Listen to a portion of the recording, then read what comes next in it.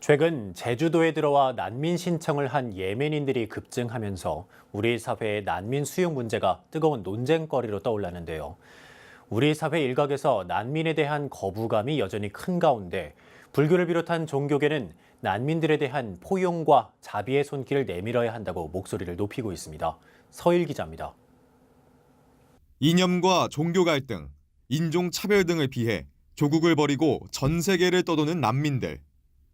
전 세계적으로 난민과 실향민 숫자는 무려 7천만 명에 이르는 것으로 집계되고 있습니다. 우리나라도 지난 1992년 12월 난민협약에 가입한 이후 1994년부터 난민 신청을 받고 있습니다. 국내에 정착한 난민으로는 대표적으로 방글라데시 출신 줌머인들이 있습니다.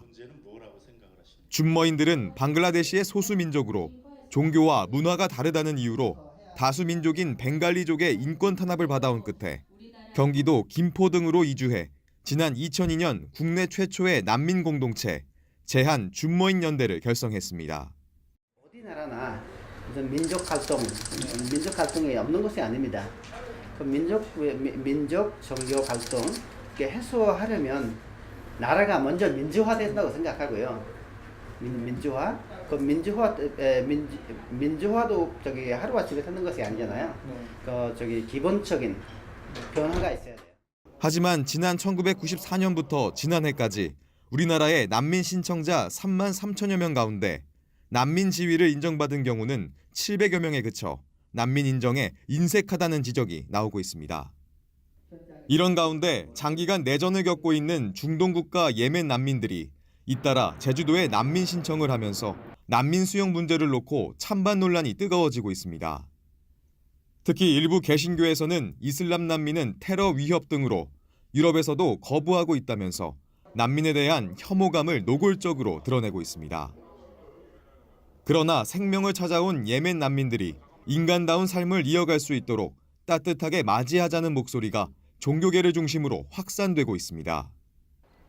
조계종 사회노동위원회와 마하 이주민 지원단체 협의회 등으로 구성된 4대 종단 이주 인권협의회는 예멘 난민들이 오랜 내전으로 인해 지친 몸과 마음을 회복할 수 있도록 따뜻하게 맞이하는 성숙한 사회가 돼야 한다고 호소했습니다. 정부에 대해서도 제주도민들의 안전이 충분히 보장되고 예멘 난민과 더불어 사는 삶이 결코 위험하지 않음을 피부로 절감할 수 있도록 신속한 조치를 취해달라고 당부했습니다. 이웃 종교에서 예멘 난민을 해모시라고 표현하고 있는데 아주 대단히 잘못되고 반인간적인 표현이라고 지금 보고 있어요. 정말 사랑과 자비로서 예멘 난민들을 대하고 마음을 내야 된다고 생각이 듭니다. 우리 이웃들의 아픔을 누구보다 아파해온 불교계를 비롯한 종교계가 마지막 희망을 찾아 우리나라를 찾아온 이들에게 자비의 손길을 전하고 진정한 상생의 길을 모색해야 할 때라는 목소리가 커지고 있습니다. BBS 뉴스 서일입니다.